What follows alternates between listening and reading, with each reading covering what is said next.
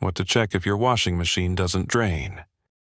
If your washing machine is not draining excess water, there is probably a small issue that is causing the problem. Follow these steps to resolve the issue. Step 1. Check the level. Before anything else, make sure the washing machine is level.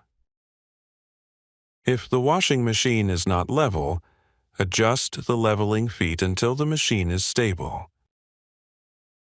Once the washing machine is level, tighten the nuts to secure the leveling feet. Step 2. Check drain hose.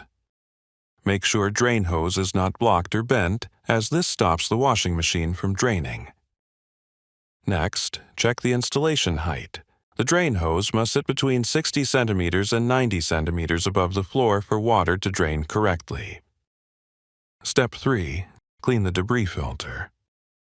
If you have a front-loading washing machine, there may be a blockage in the debris filter. Clean the filter to resolve the drain issue. First, turn off the washing machine and unplug the power cord. Open the filter cover. Place an empty container around the cover and stretch the emergency drain tube to the container. Open the tube cap and let the water from the tube drain.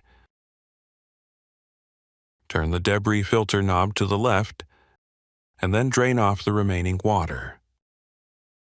Clean the debris filter using a soft brush. Make sure the drain pump propeller inside the filter is not clogged. Reinsert the debris filter and turn the filter knob to the right. Reinsert the emergency drain tube. Close the filter cover. Step 4. Run a cycle. Once you have completed all of these steps, try running a cycle on the washing machine. The water should drain at the beginning of the cycle.